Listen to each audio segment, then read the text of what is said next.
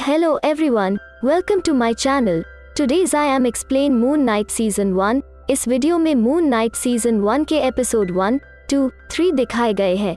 ये एक सीरीज है, इसलिए मैं इसका एक्सप्लेनेशन 2 पार्ट में डिवाइड कर रही हूँ। ये पार्ट 1 है, अगर आपको पार्ट 2 चाहिए तो कमेंट बॉक्स में बताओ। तो चलिए शुरू करते हैं।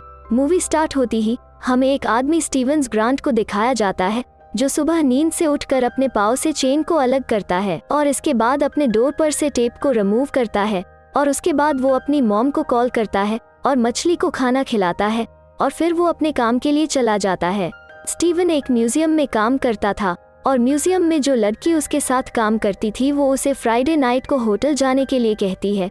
स्टीवन हमेशा घर जाने के पहले एक लिविंग स्टैचू से बात किया करता था।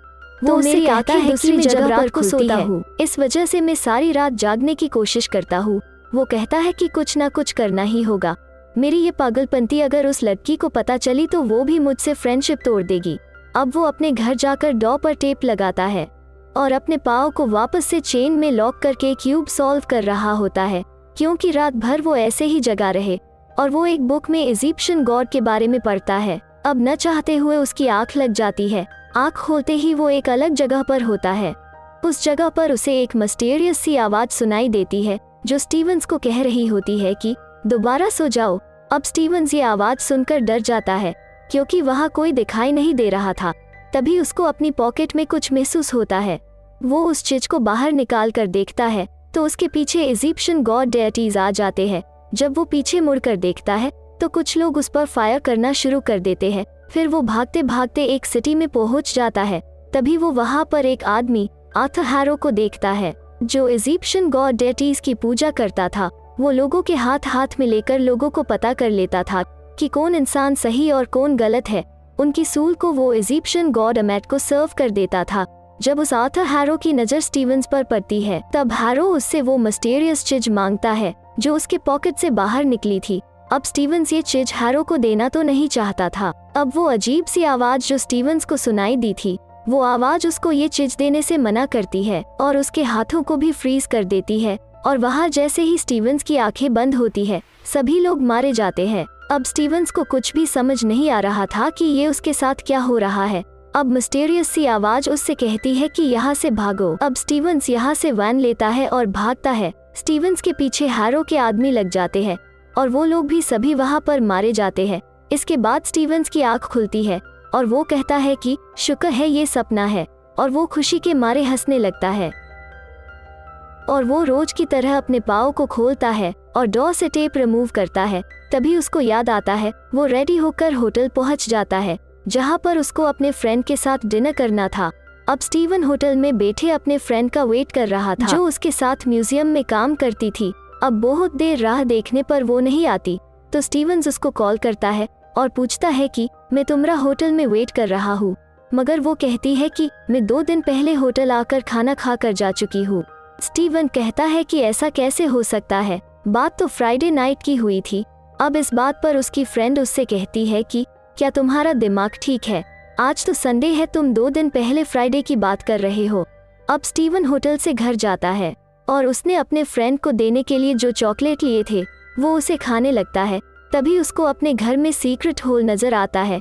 वहाँ से एक चाबी और सेलफोन मिलता है। जब वो उस फोन को चेक करता है तब उसमें लेला नाम के लड़की के बहुत सारे मिस कॉल्स थे और साथ ही उसके मैसेजेस थे।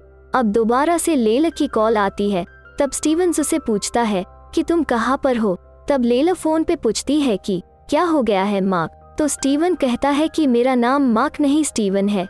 ये सुनने के बाद लेला फोन रख देती है। इसके बाद स्टीवन जैसे ही बाथरूम जाता है, वहाँ उसे मिरर में उसका रिफ्लेक्शन दिखाई देता है। वो रिफ्लेक्शन उससे बातें कर रहा था। वो कहता है कि स्टीवन अपनी तलाश बंद करो। ये बातें सुनकर स्टीवन बहुत ज्यादा डर जाता है। अब उसको अपने ही घर से डर लग रहा था। वो भागता हुआ अपने घर से बाहर आ जाता है, बट उसको तो हर जगह पर इजिप्शियन गॉड खोंशू दिखाई दे रहे थे। इसके बाद वो अपने काम पर म्यूजियम में जाता है। स्टीवन वहाँ पर हैरो को देखकर बहुत ज्यादा डर जाता है। वो ये सोचता है कि ये आदमी तो मेरे सपने में आया था। हैरो उससे कहता है कि मैं तुम्हारी मदद करना चाहता हूँ जिस चीज से तुम भाग रहे हो। अब हैरो अपने तराजू की लकड़ी को स्टीवन के हाथ में डालता है और उसके हाथों को हिलाता है तभी हैरो के हाथ पर जो तराजू का टैटू बना हुआ था वो हिलने लगता है। स्टीवन जब उसको देखता है तो स्टीवन अपना हाथ छुड़ाकर वहां से भाग जाता है। अब जब रात को स्टीवन म्यूजियम से घर जा रहा था तभी उसको ऐसा महसूस होता है कि कोई डॉग उस पर भूख रहा है। जब वो पीछे मुड़कर देखता है तब एक अजीब सा जगुआ की तरह दिखने वाला जानवर उस पर अटैक कर देता है। तभी वहां पर उसको हैरो की आवाज सुनाई देती है जो उससे कह रहा था कि स्टीवन मुझे वॉइस कैरो दे दो, मैं इसके बदले तुम्हें मैं छोड़ दूंगा। लेकिन स्टीवन उस चीज से बचने के लिए बाथरूम में छुप जाता है। तभी वहां पर स्टीवन को बाथरूम के मिरर में अपने जैसा आदमी नजर आता है जो उससे कह रहा था कि स्टीवन देखो, मुझसे डरो मत और अपनी बॉडी को मुझे सौंप दो। स्टीवन बहुत घबरा रहा था क्योंकि वो मॉन्स्टर दरवाजा तोड़कर अंदर आने वाला था और अब स्टीवन के पास कोई और रास्ता नहीं था। अब वो अपने रिफ्लेक्शन की बात मान जाता है। वो उससे कहता है कि ठीक है, तुम मेरी बॉडी ले लो। तभी हम देखते हैं कि स्टीवन मून नाइट में बदल जाता है और वो बाहर जाकर मॉन्स्टर को मार देता है।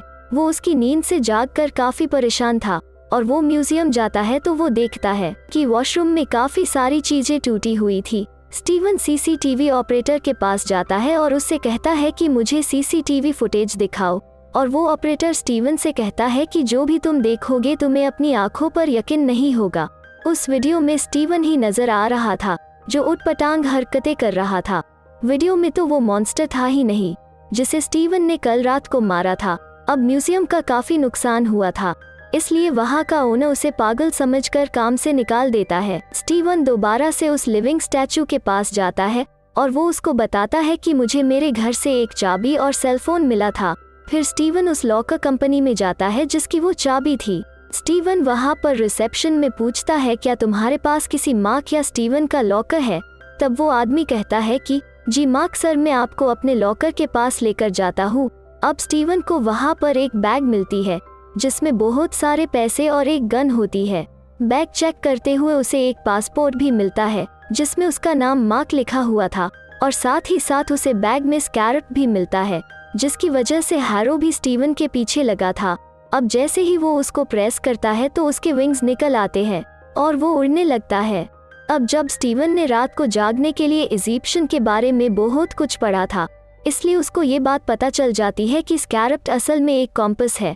अब दोबारा उसके सामने मिरर में उसका रिफ्लेक्शन आता है। तब मार्क उससे कहता है कि हम दोनों की लाइफ मुसीबत में है, इससे सिर्फ एक ही रास्ता है कि तुम मुझे अपनी बॉडी सौंप दो और तुम आराम से सो जाओ। तो स्टीवन उसे ऐसा करने से मना कर देता है और वो उससे कहता है कि न जाने तुमने मेरी बॉडी को लेकर कितने ज्यादा मासूम लोगों को मारा है। और वो कहता है कि तुम्हारा बैंजो गैर कानूनी है, मैं जाकर इसे पुलिस के हवाले कर दूंगा और पुलिस वाले मुझे लॉकअप में बंद कर देंगे, फिर तुम मेरा पीछा छोड़ दोगे। जब स्टीवन वहां से जाने लगता है तब उसके पीछे इजिप्शियन गॉड पड़ जाते हैं। जब स्टीवन भागता भागता उस लॉकर रूम से बाहर आ जाता है तो एक लड़की उसे अपने बाइक पर बिठा लेती है और कहती है कि मार्क, तुम इतने दिनों से कहाँ पर गायब थे। फिर स्टीवन उसे पूछता है कि तुम कौन हो। तो वो कहती है, क्या तुम मुझे नहीं जानते, मैं तुम्हारी वाइफ लेला हूँ। स्टीवन ये सब सुनकर बहुत कंफ्यूज हो जाता है। वो लेला से कहता है कि ठीक है, तुम मेरे घर पर चलो। लेला घर पर आकर स्टीवन से कहती है कि मार्क, ये तुम्हें क्या हो गया है। अब स्टीवन मार्क और अपने बारे में लेला को बताना चाहता था। मार्क उससे कहता है कि खबरदार, इसके बाद वो लोग लेला के पीछे पड़ जाएंगे। और लेला, जो स्टीवन को मार्क समझ रही थी, वो स्टीवन को धक्का देती है और उसकी बैग चेक करने लगती है और उसी में से उसको वो स्कैरप्ट मिल जाता है। वो कहती है कि मार्क, हम दोनों इसे कितने सालों से ढूंढ रहे थे, अब अगर ये तुम्हें मिल गया है तो तुम मुझसे झूठ बोल रहे हो और अपनी याददाश्त खो जाने का नाटक कर रहे हो।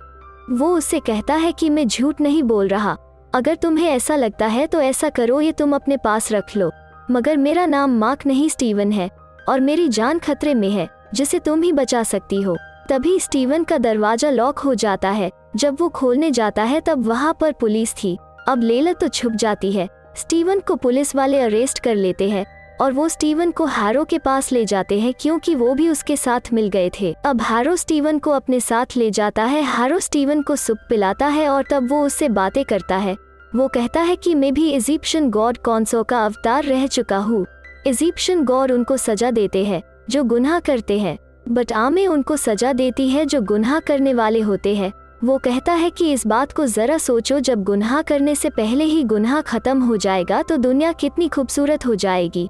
हैरो कहता है कि वो स्कैरब तुम मुझे दे दो, मैं अपने गॉड आर्मी को इससे जिंदा करूँगा। स्टीवन कहता है कि वो मगरमच्छ जैसे दिखने वाला गॉड। तभी हैरो के लोग स्टीवन को मारने ही वाले थे। तभी वहाँ पर लेला आती है और स्टीवन को बचा लेती है। इसके बाद हैरो अपना मॉन्स्टर स्टीवन के पीछे लगा देता है। लेला स्टीवन से कहती है कि जल्दी से अपना सूट पहनो। स्टीवन कहता है कौन सा सूट? लेला कहती है वही सुपरहीरो वाला सूट। मार्क भी उसे वही बताना चाहता था। स्टीवन बहुत घबराया था और घबराहट के मारे वो बिल्डिंग से नीचे जंप कर देता है। तभी उसके बॉडी पर वो सूट आ गया था। तभी वो मॉन्स्टर स्टीवन को मारने ही वाला था। तभी वहाँ पर मार्क आ जाता है। वो कहता है कि अपनी बॉडी को मुझे दे दो। तभी स्टीवन उसे परमिशन दे देता है।